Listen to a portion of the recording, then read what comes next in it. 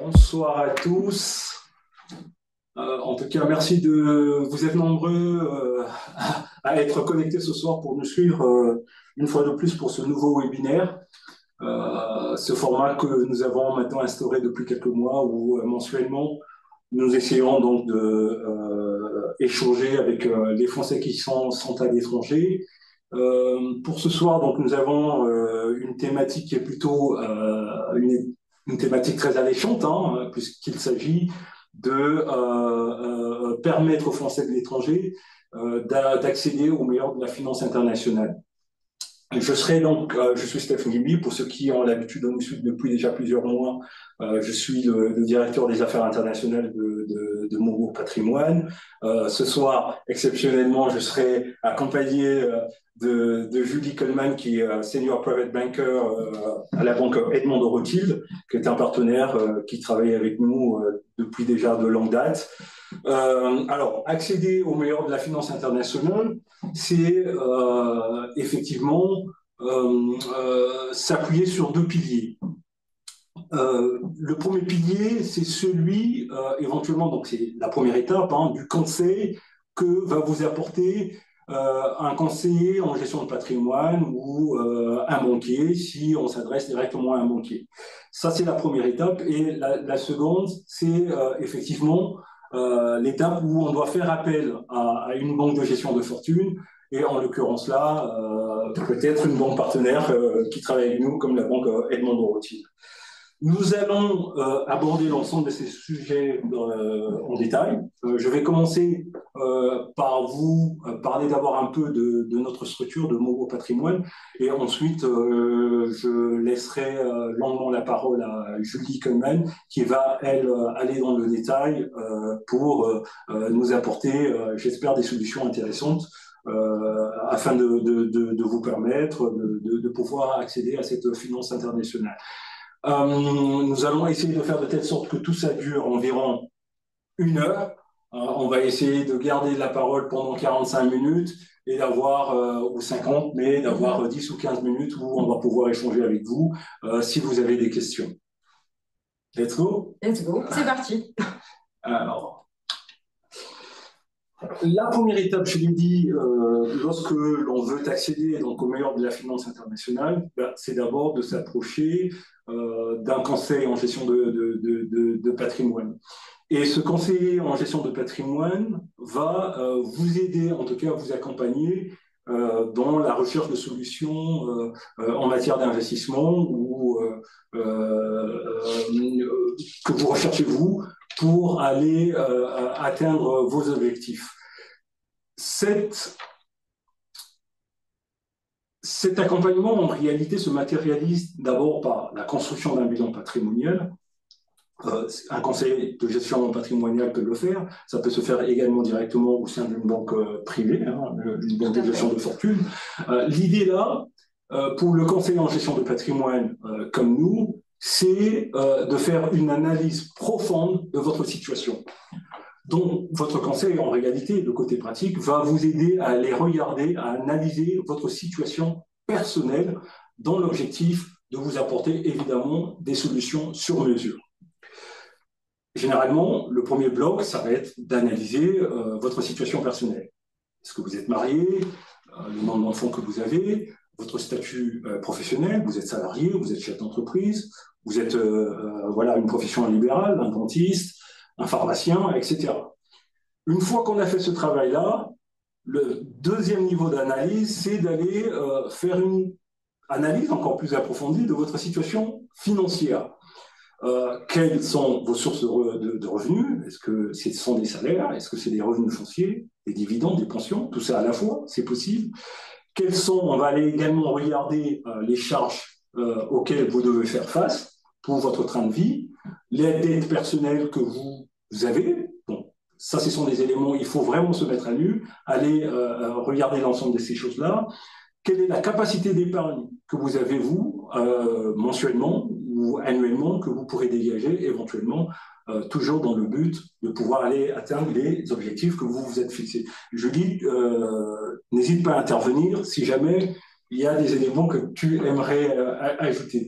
Une fois qu'on a fait cette analyse avec ces deux blocs, l'idée, c'est d'aller faire une analyse du stock. Quel est votre patrimoine, l'existant? Quels sont vos actifs? On va aller regarder si vous êtes propriétaire de votre résidence principale, si vous possédez une résidence secondaire, si vous avez des biens locatifs, est-ce que vous avez des contrats d'assurance vie ou un contrat d'assurance vie, est-ce que vous avez un compte titre, etc. Donc ça, c'est le patrimoine financier. On va également aller regarder en détail si vous avez d'autres objets de valeur. Ça peut être des voitures de collection, des œuvres d'art, etc. Mais on ne va pas s'arrêter là. Le conseil va également aller regarder avec vous votre passif, quels sont les crédits qui sont en cours, des crédits immobiliers, de consommation, sur le plan professionnel, quels sont vos engagements hors bilan, voilà, les donations à venir, les cautions, etc.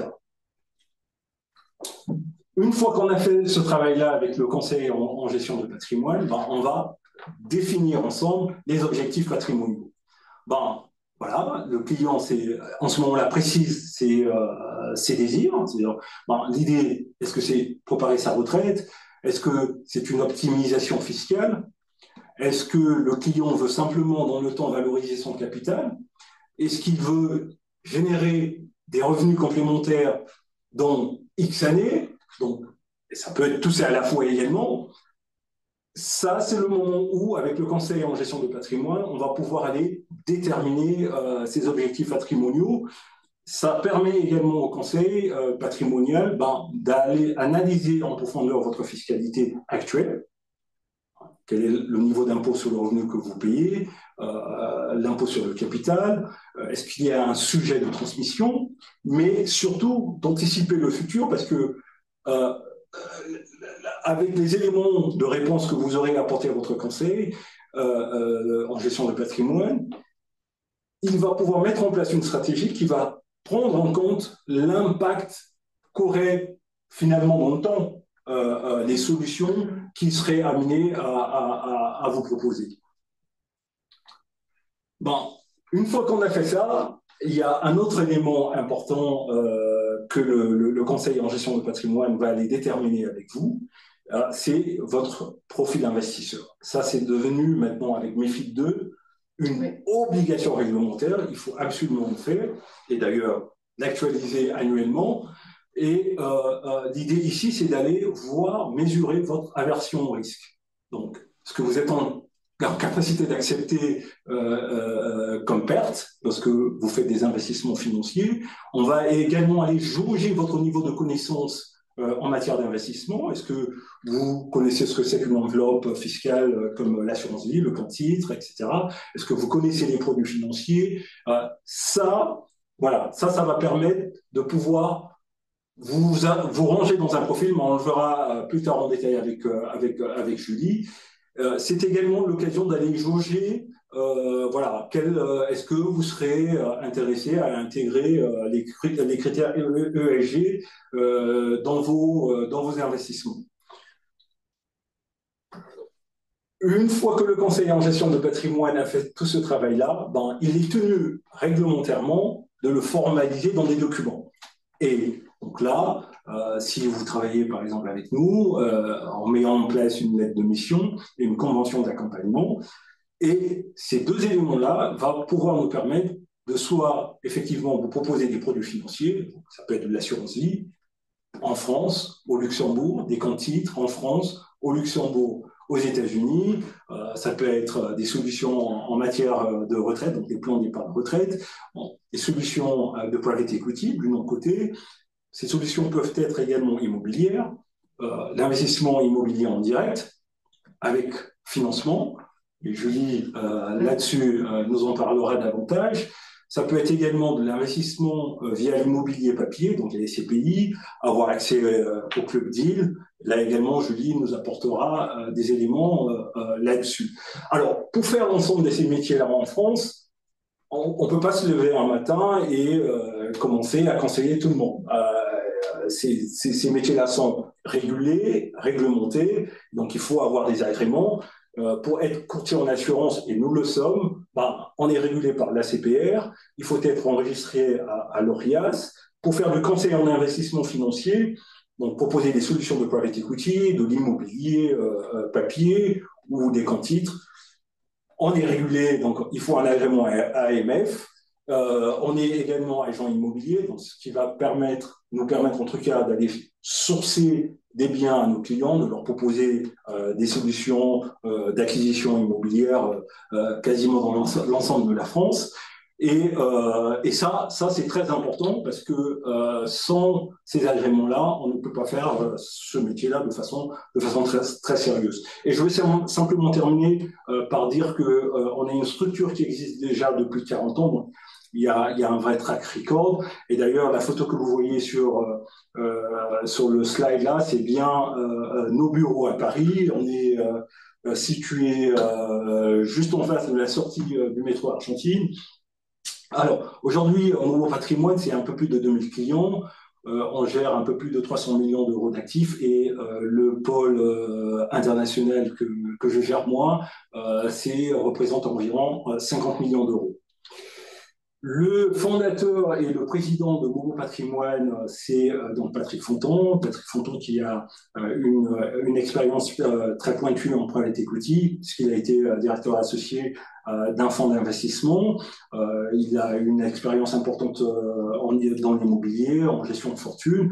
J'ai moi-même également une expérience en gestion de fortune et dans le private equity. On vous a mis également les coordonnées d'une collègue. C'est un sujet qui peut concerner certains d'entre vous. Aline Souza, qui, elle, s'occupe au sein de notre cabinet de toute la couverture santé internationale pour les Français et l'étranger. Je pense que j'ai à peu près tout dit. Aujourd'hui, qu'est-ce qu'on peut vous apporter? C'est notre expertise.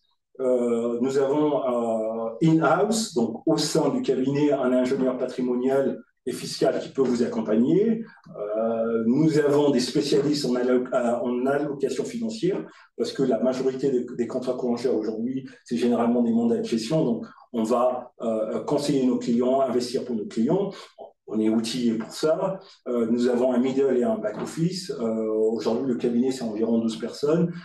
C'est la taille idoine pour pouvoir faire aujourd'hui notre métier dans des très bonnes conditions. La compétence, donc on l'a dit, 10 ans d'expérience minimum pour chacun des conseillers qui intervient aujourd'hui au sein du cabinet. Nous sommes passés pour certains, en tout cas quasiment la plupart, dans des très bonnes écoles avec la formation nécessaire et l'expérience internationale nécessaire. Je ne vais pas monopoliser la parole pendant très longtemps. On va rentrer encore plus dans le vif du sujet. Je vais donc laisser à Julie Coleman le soin de nous dire un peu la suite. Bonsoir à tous. Alors, Julie Coleman, moi je suis banquière au Luxembourg depuis un peu plus de 10 ans, depuis presque 11 ans maintenant. Et j'ai toujours travaillé en banque au Luxembourg. Donc, c'est un environnement que je connais très bien. Et la particularité de la place luxembourgeoise a quelque chose qui est fabuleux quand on travaille en banque, c'est qu'elle a justement une clientèle qui est extrêmement internationale. Donc, tous autant que vous soyez dans ce webinaire, en fait, vous avez ici deux personnes qui ont l'habitude de travailler avec des clients internationaux et je dirais beaucoup quand même des Français à l'international. Donc, en fait, avant de rentrer dans le détail des produits financiers, de ce qu'on peut vous proposer et vous aider en tant que banque, je vais déjà vous parler un petit peu d'Edmond Rothschild. Parce que vous savez peut-être que c'est une banque. Je suis là pour ça. Moi, je représente la branche bancaire, la branche financière. Mais Edmond Rothschild, c'est avant d'être une dynastie de banquiers, c'est une dynastie de banquiers, depuis sa création. C'est-à-dire, vous voyez là à l'écran, notre fondateur, il y a de ça plus de deux centenaires, qui est Meyer Amschel, qui en fait a fondé le groupe il y a un certain temps, et il y a eu 5 fils. Ces 5 fils sont allés rejoindre 5 destinations européennes, donc Naples, Vienne, Londres, Francfort et Paris. Donc le fondateur est à Francfort. Et vous voyez en fait aujourd'hui, donc du côté droit de l'écran, encore le blason de la maison, le blason du groupe, sur lequel vous voyez les 5 flèches qui en fait représentent les 5 branches de la famille. Donc aujourd'hui subsiste la banque parisienne dont Edmond Rothschild fait partie. Vous avez également la banque de Londres qui subsiste, qui sont en fait les cousins de la maison. Donc Edmond Rothschild, je vous disais, c'est une banque, mais c'est pas que. Vous avez un écosystème qui est assez incroyable quand on travaille pour le groupe. Vous avez une branche qui s'appelle Edmond de Rothschild Héritage, qui prend en considération tout ce qui concerne les domaines viticoles de la maison. Donc, vous avez aujourd'hui des domaines viticoles qui sont un peu à droite à gauche dans le monde. Donc, en France, évidemment, en Nouvelle-Zélande, en Argentine, en Afrique du Sud. Vous avez également une ferme qui est en région parisienne de 1800 hectares qui produit 240 tonnes de fromage par an, du brie AOP fermier. Donc, disons qu'on est les garants de la tradition, et en l'occurrence, avec cette ferme, on l'est un peu plus. Et également une pépinière qui est en région lyonnaise, une grosse pépinière qui vend chaque année plus de 13 000 plants. Vous avez également la philanthropie, vous voyez à droite, en bas à droite, et la philanthropie, ça se matérialise en groupe, notamment avec l'hôpital Fondation Alphonse de Rothschild, qui est en fait un hôpital à Paris, par exemple, pour ne prendre que celui-ci, qui aujourd'hui a été classé en début d'année dans le top 50 des meilleurs services neurologiques du monde. Donc on en est assez fiers. Vous avez en bas à gauche la branche également qu'on appelle Gitana, qui est en fait une écurie nautique. Pour ceux d'entre vous qui suivent les trophées, notamment la Route du Rhum, le challenge Arkea, donc nous avons un bateau qui est là, présent chaque année, qui a d'ailleurs remporté pas mal de trophées, qui s'appelle le Gitana. C'est le nom de notre bateau. Et évidemment, vous avez la branche bancaire dont je vais vous parler ce soir. Alors, la branche bancaire de Edmond Rothschild, c'est un groupe bancaire qui s'établit sur plusieurs localités. Donc, vous avez ce qu'on appelle les licences bancaires, qui sont en fait les booking centers de la banque. Donc, c'est là où vous pouvez déposer vos actifs. Vous avez le Luxembourg, auquel j'appartiens, la Belgique, l'Italie, le Portugal, l'Espagne, donc ça rattache au Luxembourg. Et vous avez la France, évidemment, Monaco. Vous avez différentes implantations également que vous voyez à gauche de l'écran, qui sont là pour, je dirais, apporter leur expertise à chacun de nos clients partout où ils se trouvent. Donc aujourd'hui, moi, j'appartiens au niveau du groupe à l'entité luxembourgeoise, qui est celle dont on va parler ce soir. L'entité luxembourgeoise, elle bénéficie d'un cadre, d'un écrin luxembourgeois qui est assez favorable, je dirais, parce que Luxembourg, aujourd'hui, ça fait partie des 5 pays en Europe qui ont leur notation AAA. Donc, on est dans un écosystème luxembourgeois qui est extrêmement stable, qui est extrêmement sécuritaire, qui a un endettement qui est faible, qui est, comme vous le voyez, de 25,7% du PIB, ce qui est très peu par rapport à la France, si on compare avec la France, qui est plus proche des 118-119% du PIB. Et en effet, ce centre luxembourgeois a cet avantage qu'il apporte beaucoup de sécurité, notamment à nos clients internationaux et français aussi également. Donc, disons que les actifs, en général, sont en sécurité au Grand-Duché. Et encore plus, je dirais, chez Edmond Rothschild, puisqu'on parle de ça ce soir. La banque est très stable, existe depuis très longtemps. Et donc, c'est vrai que le Luxembourg est une place qui est importante d'un point de vue financier. Alors, nous avons aujourd'hui une maison Edmond Rothschild qui est en fait un expert de l'investissement. C'est une maison d'investissement. Et nous avons plusieurs supports sur lesquels nous déclinons ces investissements qu'on met à disposition de nos clients. Donc, le premier dont je vais vous parler ce soir, c'est ce qu'on appelle la gestion discrétionnaire, qui déjà, avant de rentrer dans le détail, la gestion discrétionnaire, c'est un mandat délégué, c'est-à-dire que vous déléguez à la banque la gestion de vos actifs. Et la banque, en fonction de votre profil d'investisseur, dont on parlait juste avant avec Steph, va déterminer quel profil peut convenir le mieux pour l'allocation de vos actifs. Donc, vous avez dans cette gestion discrétionnaire qu'on appelle multi-actif, chez Edmond Rothschild, c'est une des gestions discrétionnaires qu'on propose. Vous l'avez déclinée en différentes stratégies. Vous avez 5 profils d'investisseurs. Donc, vous allez du profil qu'on appelle rendement, en pic défensif, équilibré, croissance, action. Globalement, ces 5 profils permettent de répondre à des objectifs que vous aurez, qui seront les objectifs que vous aurez définis avec Steph dans ce fameux bilan patrimonial dont on a parlé au tout début de ce webinaire. Donc, globalement, soit on est dans une optique de préservation du patrimoine, où là, vous serez plus dans un profil rendement ou défensif, donc plutôt à la gauche de l'écran, soit alors on va aller vers l'appréciation du capital. Donc c'est un profil où on va aller cibler une stratégie qui va permettre d'accroître votre capital.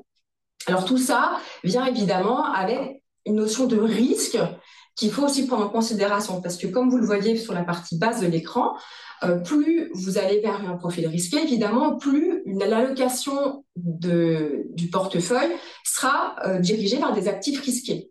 Et en particulier, je pense aux actions, donc au marché, aux investissements traditionnels et en particulier le marché actions. Vous voyez, par exemple, le profil qu'on appelle action est lui-même exposé quasiment que en action.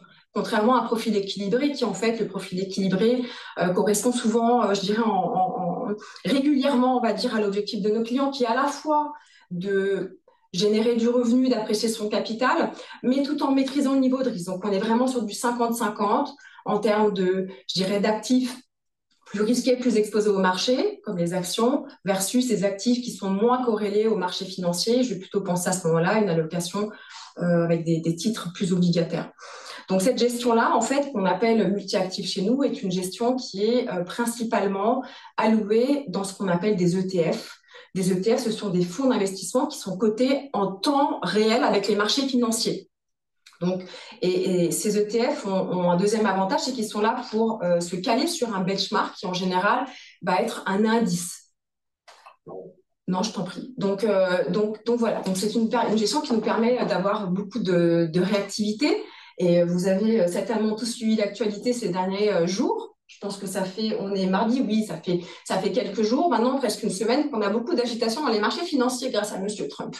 Et je ne sais pas combien de temps ça durera, mais en tout cas, Monsieur Trump étant assez, je dirais, difficile à saisir, change d'avis au quotidien, c'est clair qu'il faut avoir un gestionnaire derrière qui suit les marchés et qui puisse intervenir rapidement sur la gestion de portefeuille. Donc ça, c'est le premier format qu'on peut mettre à vos dispositions. Vous avez évidemment, comme je le disais juste un peu avant, cette stratégie de gestion discrétionnaire peut être déclinée sur différentes allocations. Il faut savoir que cette gestion-là en particulier, elle est accessible à nos clients à partir de 1 million d'euros.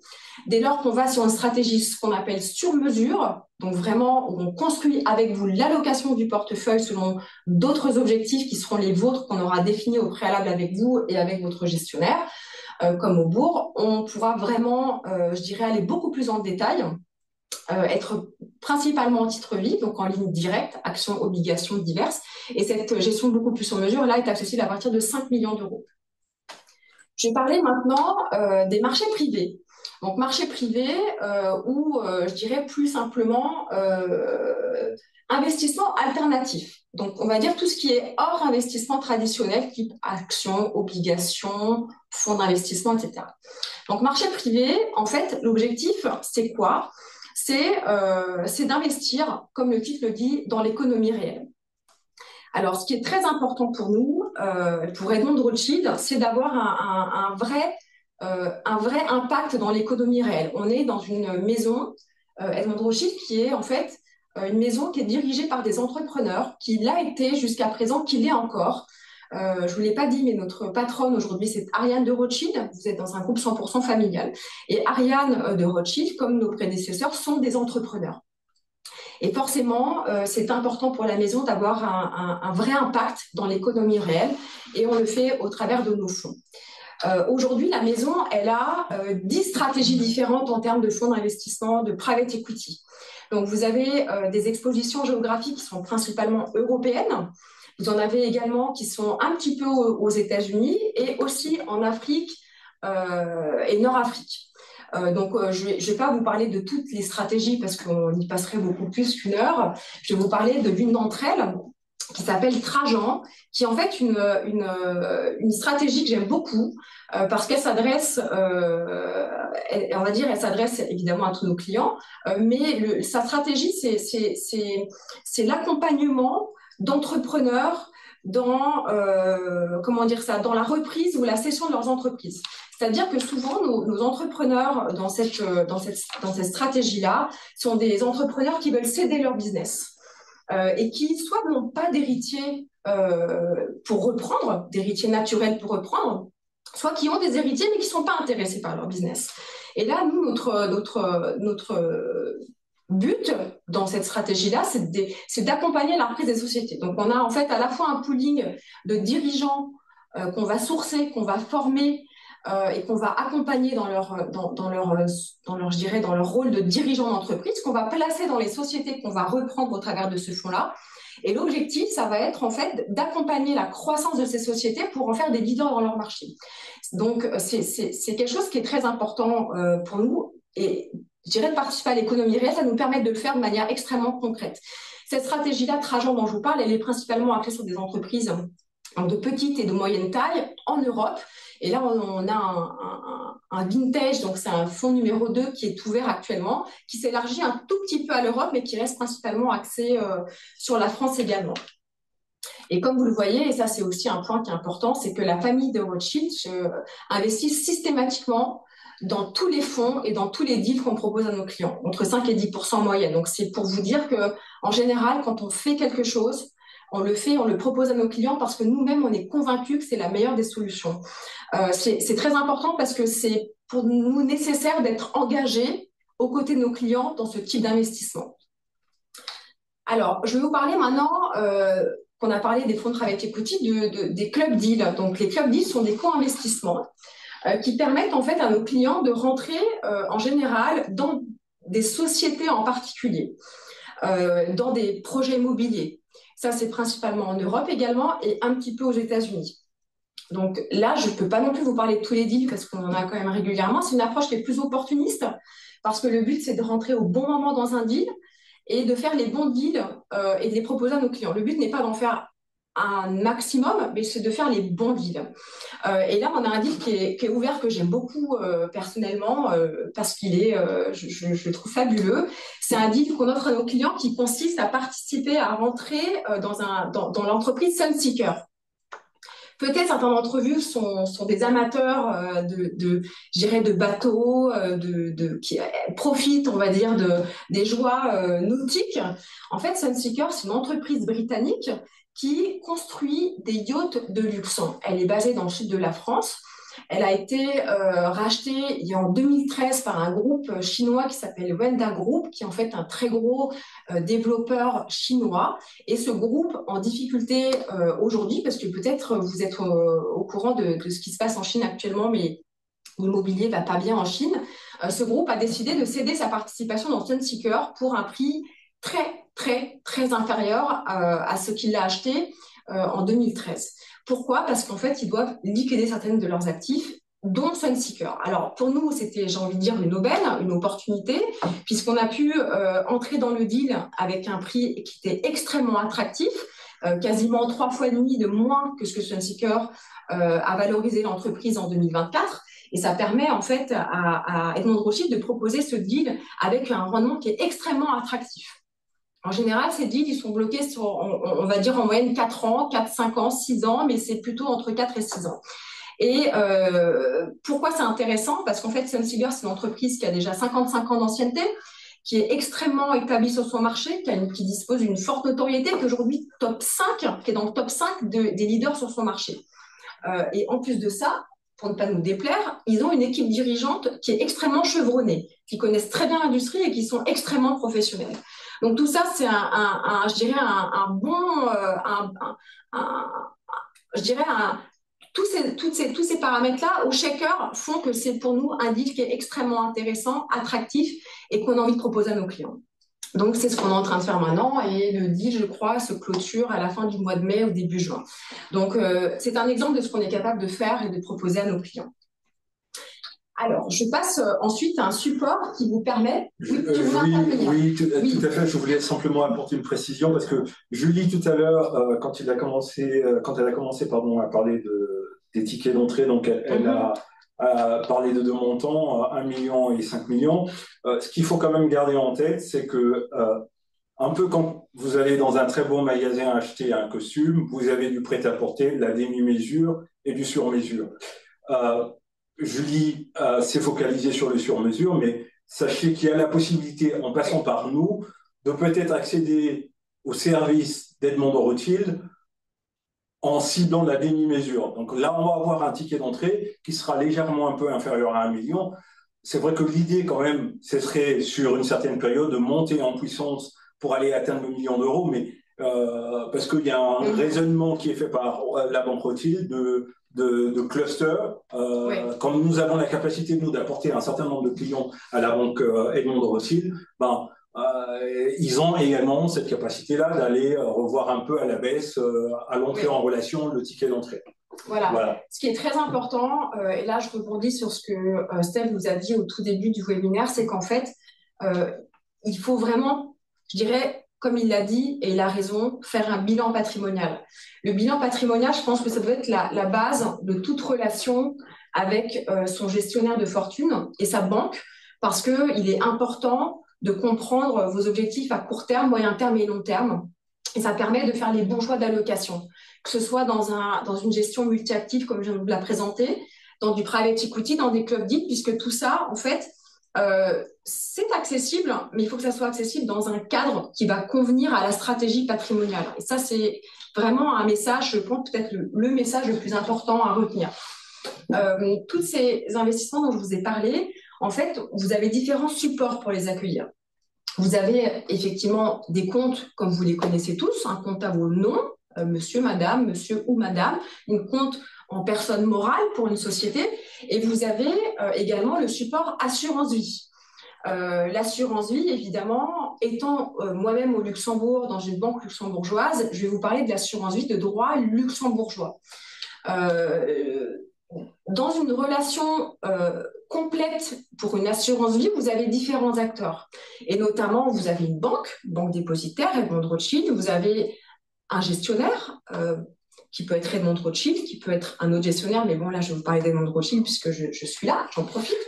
Et vous avez un courtier en assurance vie, donc ça, c'est Maubourg, parce que la banque ne peut pas être courtier. Moi, en tant que banque dépositaire, je ne peux pas être courtier. Et la compagnie d'assurance ne peut pas non plus être courtier au Luxembourg en tout cas. Et en fait, le contrat d'assurance luxembourgeois arrive avec différentes caractéristiques qui lui sont propres et qui font en fait son succès pour nos clients internationaux, français, pour tous nos clients, j'ai envie de dire en général. Comme vous le voyez, en fait, quelque chose qui est très important dans le contrat d'assurance vie, c'est la protection des actifs. Ça, quelque chose qui est très spécifique au Luxembourg, c'est que vous avez ce qu'on appelle le triangle de sécurité. Donc, c'est je dirais une convention tripartite avec qui intègre également d'autres paramètres qui font que vos fonds déposés sur votre contrat vont être hors bilan de la banque et à tout moment seront protégés, par exemple, de la faillite de la banque ou de la défaillance d'un des acteurs. Vous avez le super privilège qui vous permet de récupérer vos actifs en priorité face à tout autre acteur en cas de défaillance de la compagnie d'assurance. Également, en termes de protection, on parle aussi de l'insaisissabilité. Ça, c'est un sujet notamment pour les Français qui est assez présent. C'est-à-dire que, par exemple, en France, vous avez la loi Sapin 2 qui parle de la saisissabilité ou en tout cas de l'impossibilité de faire des transactions, de faire des rachats sur des contrats. Au Luxembourg, cette notion d'insaisissabilité, elle n'existe pas.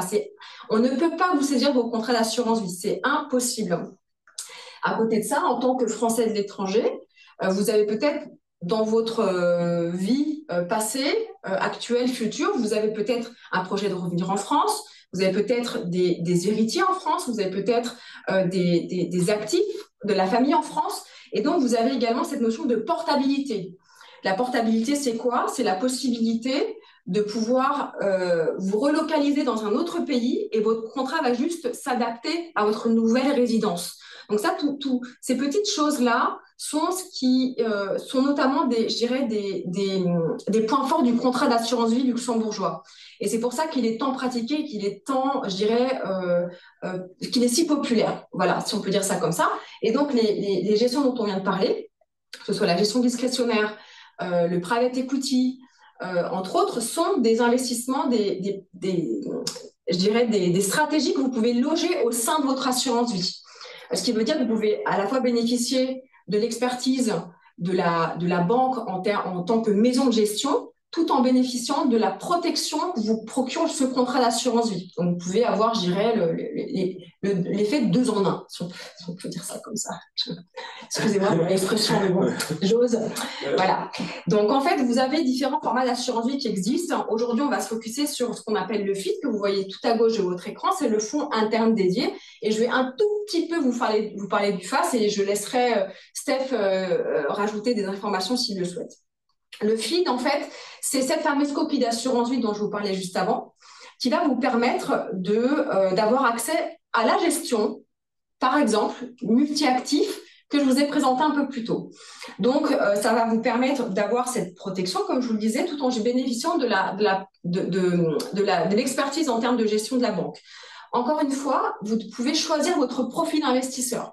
Donc, dans tous les cas, vous gardez la maîtrise du degré de risque que vous souhaitez prendre dans votre contrat. Est-ce qu'on est sur un profil défensif, conservateur, équilibré, dynamique ou agressif? Ça, c'est vous qui le déterminez. Et en fait, nous, on va juste caler dans votre contrat votre choix en tant qu'investisseur. Ça, c'est le plus important qu'il faut retenir par rapport à ce contrat. Ce qui n'empêche pas, si vous souhaitez changer de gestion, ce qui, par exemple, peut arriver actuellement, vous avez un peu, je dirais, de mouvement dans les marchés financiers, vous dites, bon, allez, il y a des bons points d'entrée, est-ce que peut-être j'irai pas vers quelque chose un peu plus risqué pour profiter de ces points d'entrée tels qu'on les a actuellement? On peut changer de profil investisseur en cours d'assurance vie. C'est pas du tout figé dans le temps. C'est-à-dire que vous avez le droit de changer d'avis, de vouloir évoluer. Aussi, avec le temps, souvent, les objectifs patrimoniaux, le profil peut être amené à évoluer dans le temps. Tout ça, c'est absolument possible de l'intégrer dans un contrat d'assurance vie. Ça reste une solution qui est extrêmement flexible. Ça, c'est très important à retenir. Est-ce que peut-être tu as quelque chose à rajouter sur le FID? Oui, peut-être. Donc, Julie a évoqué tout à l'heure effectivement les points saillants du contrat d'assurance vie luxembourgeois.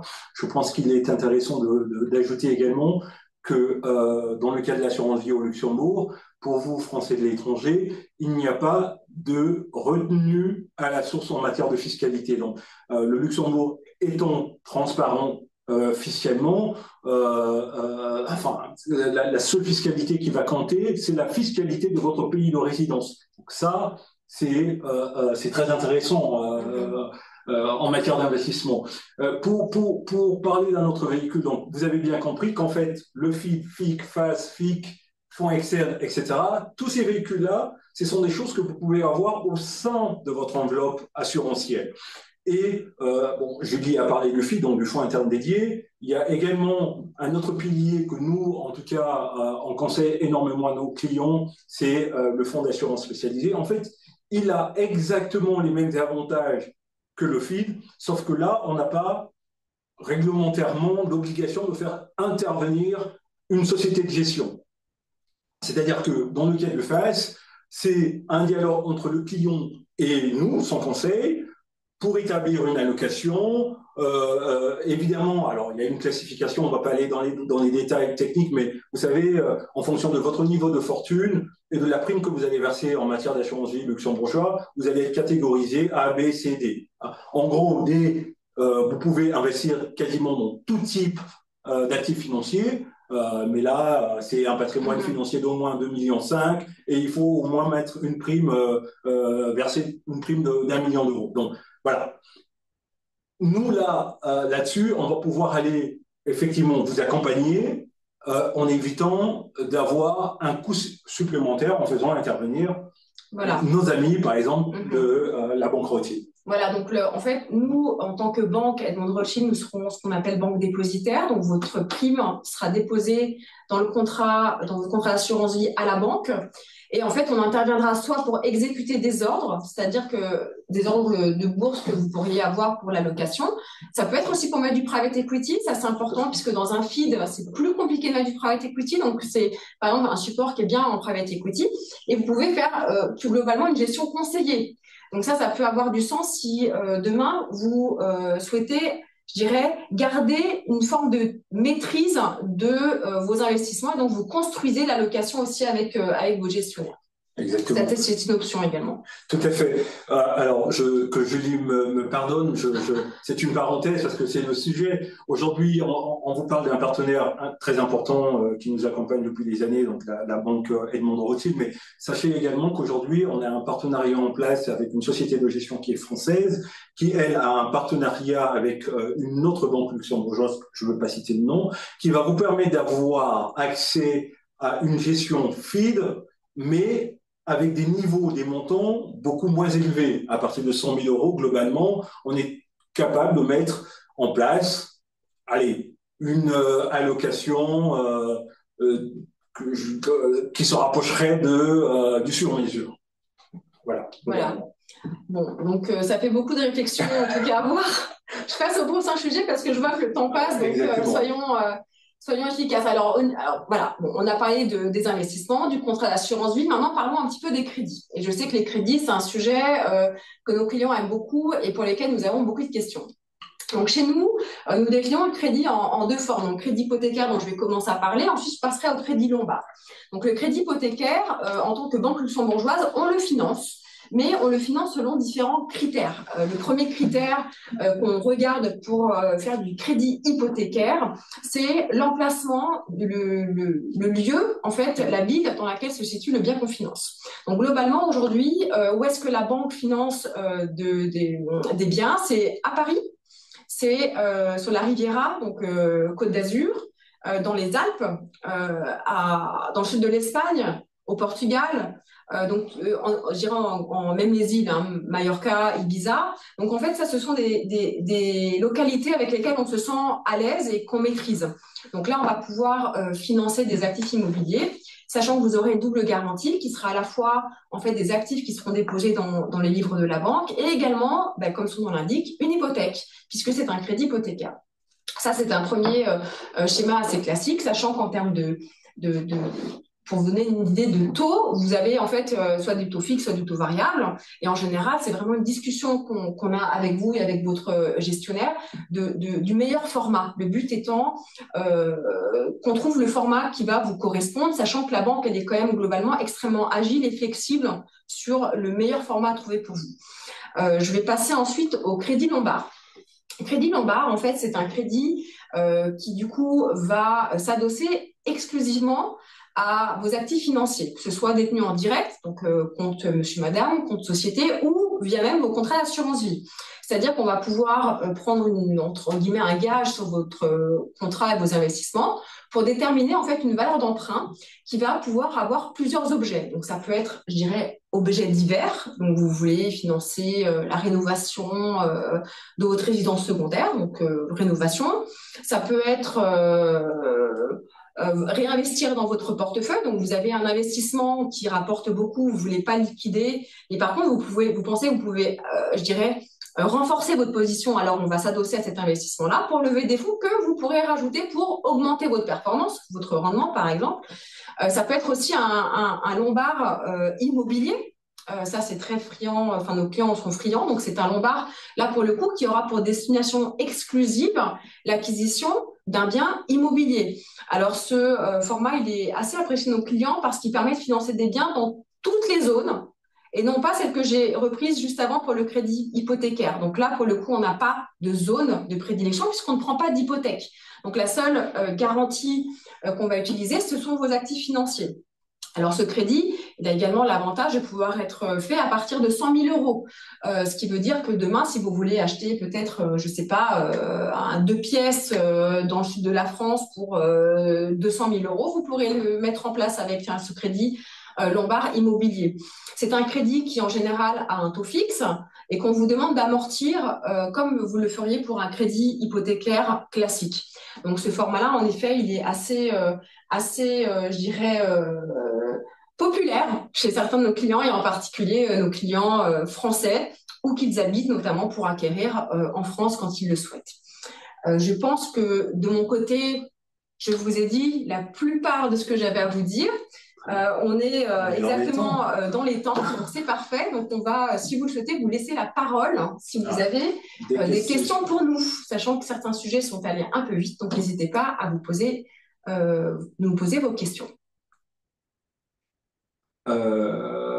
Bah oui, ça tombe. Alors, oui, effectivement, nous vous enverrons les diapositives et même le replay de l'événement plus tard. Donc, vous aurez tout ça. Il n'y a pas de souci là-dessus.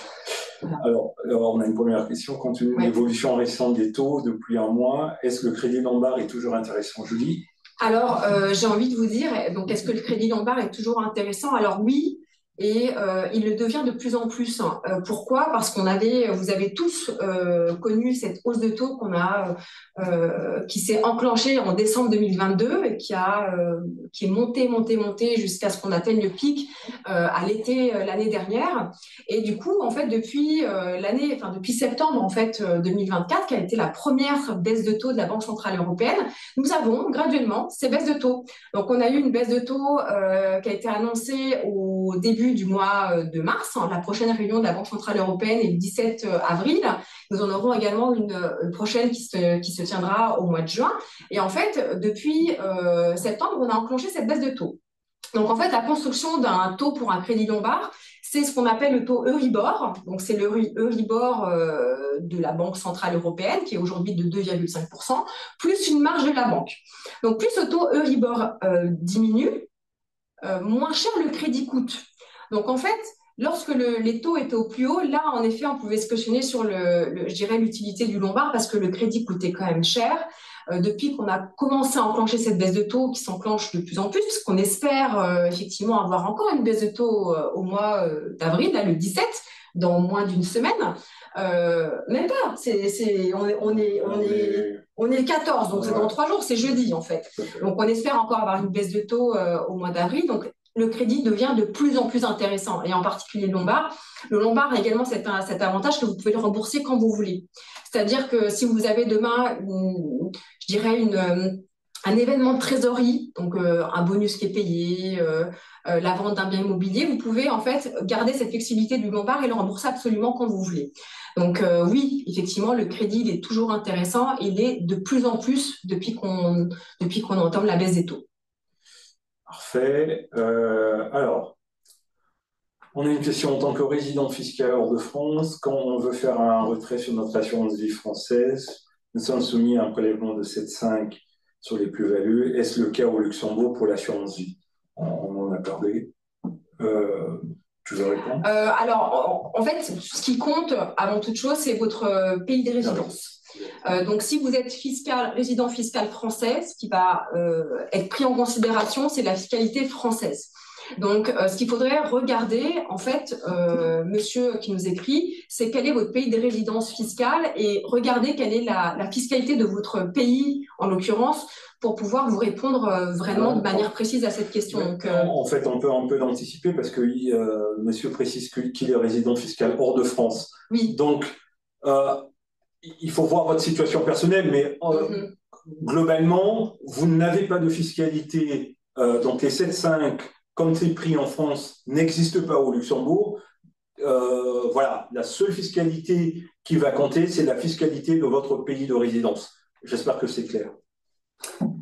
Alors ensuite, on a quelqu'un qui nous partage son expérience, qui parle qui a souhaité acheter un bien en Espagne ou en France et qui n'a pas réussi à avoir un crédit. Alors en fait, je vous parlais du crédit Lombard immobilier et du pourquoi, parce qu'en fait, vous-même, Français de l'étranger, c'est très compliqué quand on veut acheter un bien dans un pays qui n'est pas le sien, de se faire financer par une banque traditionnelle.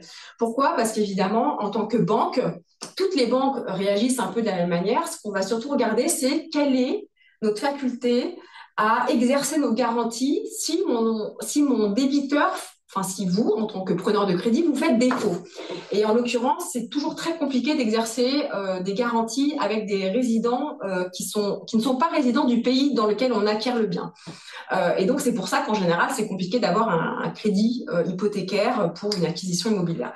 Donc, c'est vrai que le crédit Lombard a ça d'intéressant, que dès lors qu'il ne s'adosse pas à la garantie immobilière, mais bien à vos actifs financiers, il s'agit juste d'une certaine manière d'une ligne de crédit qu'on vous octroie qui est rattachée à un objet précis. Parce qu'évidemment, vous imaginez bien qu'en tant que banque, moi, j'ai quand même besoin de savoir ce que vous allez financer avec l'argent qu'on va vous prêter. Donc, effectivement, c'est un crédit qui est beaucoup plus souple. Et pour le coup, ce qui va compter d'un point de vue de la délivrance du crédit, ça va être, est-ce que vous êtes en capacité de le rembourser? Quels sont vos revenus? Effectivement, on va surtout s'assurer de ces paramètres de solvabilité et non pas, d'une certaine manière, du lieu où se trouverait le bien, puisque par définition, on ne prend pas de garantie hypothécaire. J'espère que vous me suivez tous dans ce que j'essaie d'expliquer. Voilà.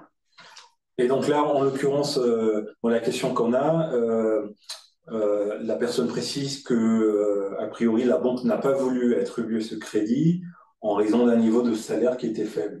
Est-ce que, Julie, si on a un patrimoine financier qu'on peut apporter en garantie, est-ce que ça peut contrebalancer le fait qu'on aurait un niveau de revenu faible si on veut passer par un lombard immobilier?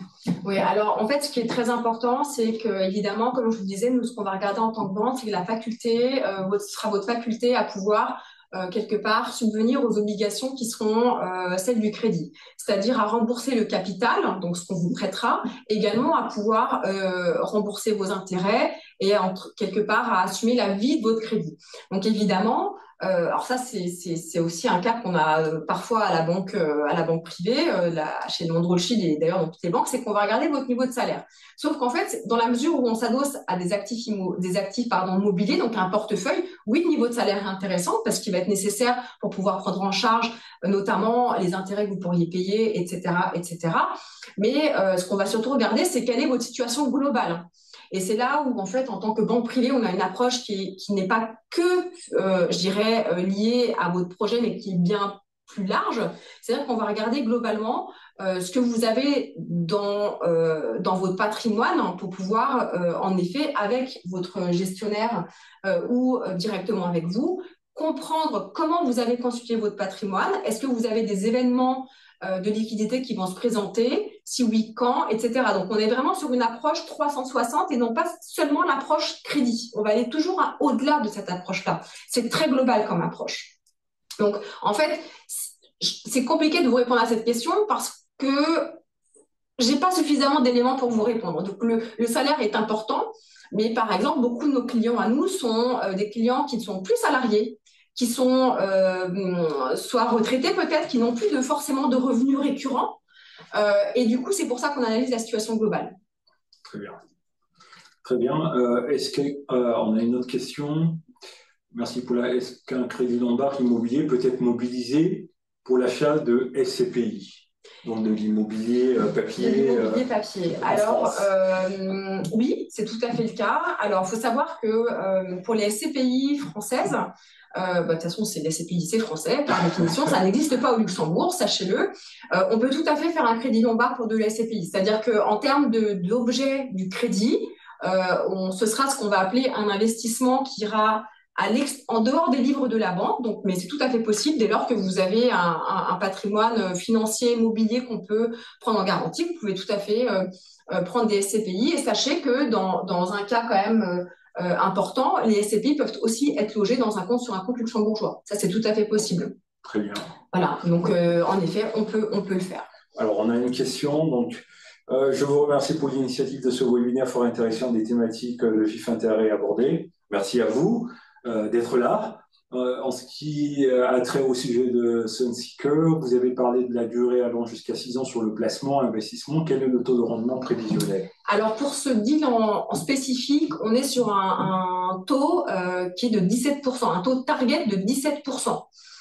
Et pourquoi en fait on a cette target-là? C'est tout simplement, comme je vous l'ai expliqué, parce qu'on est rentré dans ce deal à un prix qui est extrêmement faible, parce qu'on avait un vendeur, si on peut dire, donc le groupe chinois Wanda, qui devait vendre cet actif au plus vite.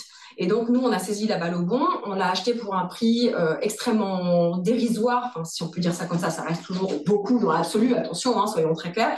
Mais c'est vrai qu'on a réussi à faire une bonne affaire, si on peut dire ça comme ça. Et donc, on anticipe en effet une target rendement de 17% pour ce deal-là. Merci Julie. Une question encore. Quelle est la durée maximale d'un crédit lombard immobilier? Alors, sur un crédit lombard immobilier, il faut savoir que la banque Edmond Rothschild, en général, pour ce type de crédit, ne va pas au-delà de 10 ans. Et déjà, sachez que 10 ans, c'est beaucoup. En général, un crédit lombard, c'est un crédit qu'on fait en théorie sur une durée de 1 an et qu'on renouvelle, tac, tac, tac, tac, tac, chaque an. Donc, en général, c'est des reconductions tacites dès lors que la garantie est constituée. Voilà, ça se reconduit tacitement. Mais dans le cas d'un crédit lombard immobilier, on peut aller jusqu'à 10 ans et donc y adosser soit un taux fixe ou un taux variable. Voilà. Très bien. Y a-t-il d'autres questions? Parfait, très bien, on a répondu à la question. Alors, il y a quelqu'un plus haut qui nous demandait, qui manifestait son intérêt. Oui, vous aurez nos coordonnées. De toute façon, nous allons vous envoyer le replay de l'événement. Donc, vous aurez nos coordonnées. Vous pourrez me contacter et voilà, je serai très heureux de vous mettre en relation avec Julie.